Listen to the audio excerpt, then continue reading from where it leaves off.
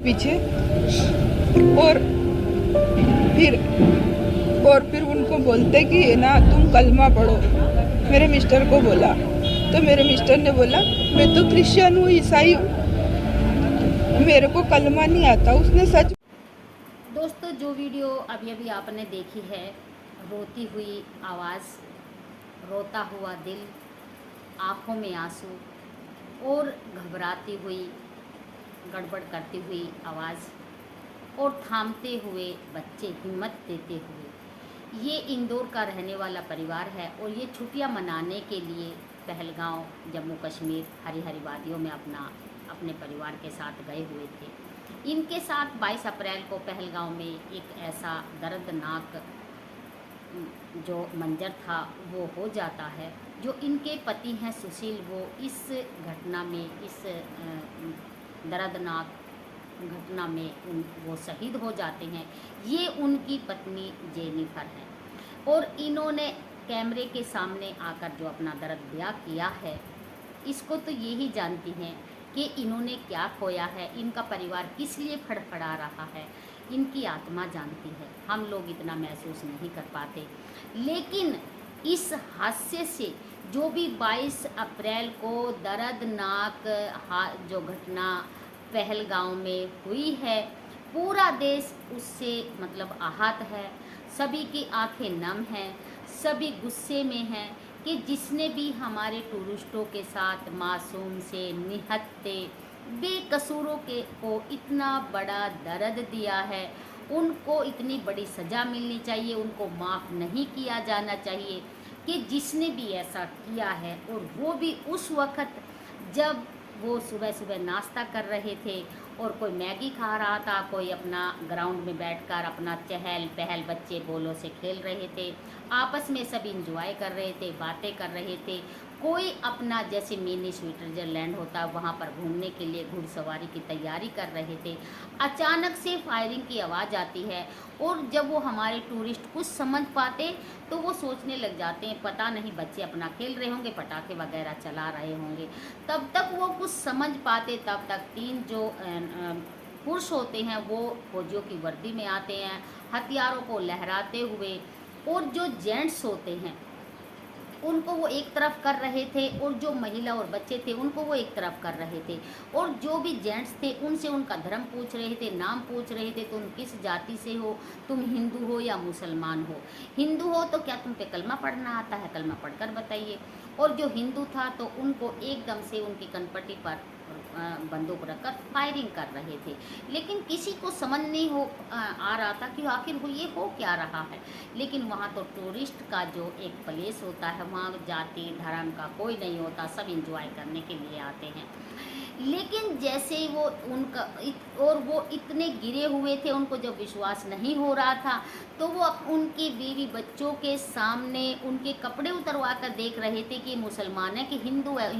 मुसलमानों में एक रिवाज होता है, उनका एक सुन्नत होता है, उनकी जो पहचान होती है वो उससे हो जाती है। उनकी जो जेंट्सों की जो पत्नियां थी वो चिल्ला रही थी, उनसे माफ़ी मांग रही थी, आखिर हमारा कसूर क्या है, हमारी गलती क्या है, हमने किया क्या है। उनके बच्चे चिल्ला रहे थे। उन्होंने मासूमों को भी नहीं छोड़ा, उन्होंने जेंट्सों को भी। आखिर जो कमाने वाले थे, जो उनके मुखिया थे, उनके मेन थे, उनके साथ उन्होंने बहुत ही गलत किया है। और हमारे 26 जो टूरिस्ट थे, वहाँ के 3 स्थानीय लोग भी थे और जो हमारे महाराष्ट्र के, पुणे के, इंदौर के और उत्तर प्रदेश का एक ज़िला लगता है कानपुर और हरियाणा प्रदेश का एक ज़िला लगता है करनाल, वहाँ के 2 अफसर थे वहाँ के। और जो कानपुर के थे उनकी अभी 2 महीना पहले शादी हुई थी, शुभम द्विवेदी थे, वो भी नेवी में लेफ्टिनेंट थे, अफसर थे। और जो हरियाणा प्रदेश में के रहने वाले थे, करनाल के रहने वाले थे, वो अपने पति का, अपने पिता के इकलौते बेटे थे। और उनकी 16 अप्रैल को शादी हुई थी और 19 अप्रैल को उसका रिसेप्शन था। और 21 अप्रैल को उन्होंने घूमने के लिए, एंजॉय करने के लिए अपना प्रोग्राम बनाया। उनको क्या पता था कि भगवान ने 7 दिन की ही तुम्हारी झोली में खुशियाँ डाली हैं, तुम्हारे साथ ऐसा होगा। एक बाप का जवान बेटा, एक बुढ़ापे का सहारा और जिस बाप के साथ ऐसा कुछ हो जाता है वो तो बाप जिंदे जी मर जाता है, वो इतिहास बनकर रह जाता है। और वो बाप जो अपने जुवान बेटे की अस्थियों को लेकर हरिद्वार गंगा जी में विसर्जन करता है और कैसे दहाड़ मार मार कर वो रोता है, उसके दिल से जाकर पूछिए कि वो अपना मतलब कैसे जिएगा। भगवान ऐसा, मेरी हाथ जोड़कर प्रार्थना है कि ऐसा किसी के साथ नहीं होना चाहिए।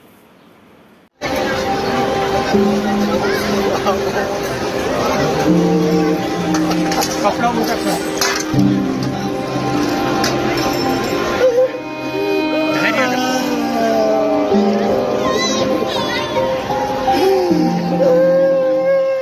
सबसे दोस्तों, जिसने भी हमारे निहत्थे मासूम बेकसूर टूरिस्टों के साथ ऐसा किया है, इस दर्द को हम बिल्कुल भी चुपचाप नहीं सहेंगे। इसका जवाब हम लेकर रहेंगे और बिल्कुल ही लेकर रहेंगे। ईंट का जवाब हम पत्थर से लेंगे। और लेकिन इन्होंने, हमारे मोदी सरकार ने कहा है, मोदी जी ने कहा है कि ऐसा करने वाले ने बहुत बड़ी गलती कर दी है।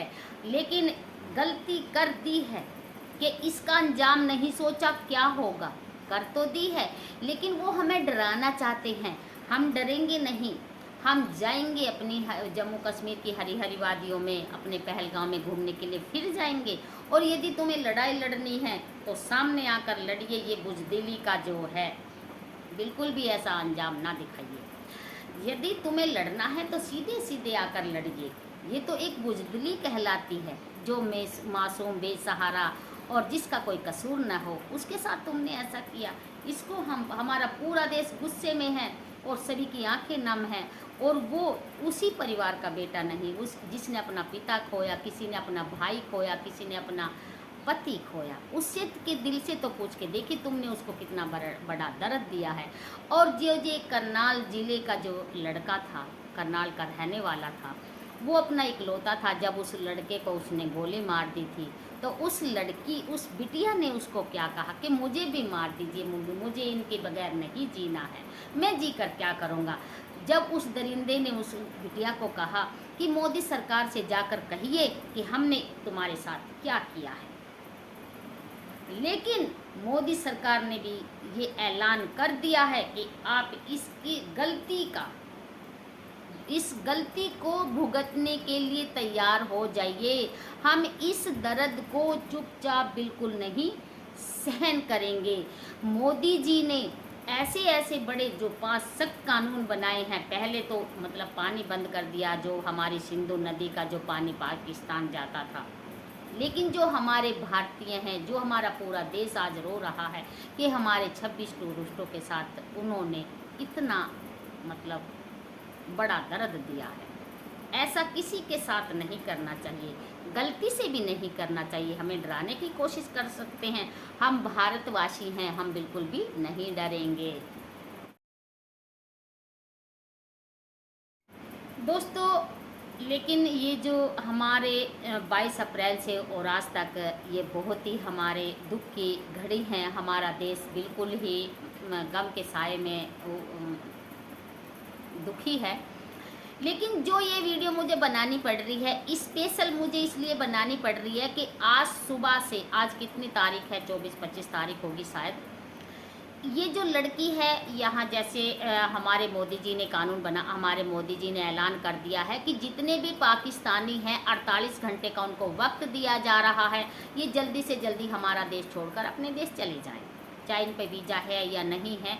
लेकिन हमारे मोदी जी की सरकार की एक इंसानियत तो देखिए, ये कि किसी भी देश के किसी भी नागरिक को, छोटा है, बड़ा है, महिला है या पुरुष है, किसी को कोई भी ठेस नहीं पहुंचा रहे हैं, कोई भी नुकसान नहीं पहुंचा रहे हैं, उसको आराम से जाने दिया जा रहा है। लेकिन ये इस जो ये बिटिया है, ये अटारी बॉर्डर पे ये शोर शराबा कर रही है, मुझे जाने दीजिए, मैं यहाँ जहर खा लूँगी और मैं यहाँ मर जाऊँगी, मैं यह धरना दे जाऊँगी। इन बातों का हम पे कोई फ़र्क नहीं पड़ने वाला है, क्योंकि हम चोट खाए हुए इंसान हैं, हमने चोट खाई है, हम मतलब हम गम खाए हुए अपने घर में बैठे हैं। लेकिन हम फिर भी तुम्हें आराम से तुम्हें अपना घर भेज रहे हैं, किसी भी प्रकार का हम किसी को कष्ट नहीं दे रहे हैं। जो भी मेरी इस वीडियो को देखे ज़्यादा से ज़्यादा शेयर करें और ज़्यादा से ज़्यादा इसको देखें। पूरा इस वीडियो को देखें। और मोदी सरकार से मेरी एक और शादी को वहाँ पर मम्मी पापा से मिलने आई थी, विद इन 48 आवर्स में खाली करो।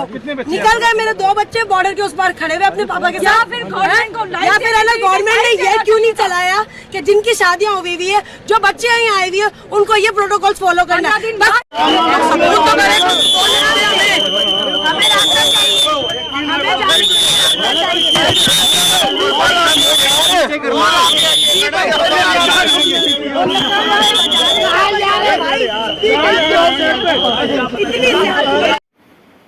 मोदी जी से मेरी एक और रिक्वेस्ट है, हाथ जोड़कर है कि ये जो नियम बना है ये सबके लिए लागू होना चाहिए। जो ये सीमा हैदर है इसके लिए ये नियम, ये मतलब छूट क्यों है, इसको भी रफा दफा जरूर कर देना चाहिए।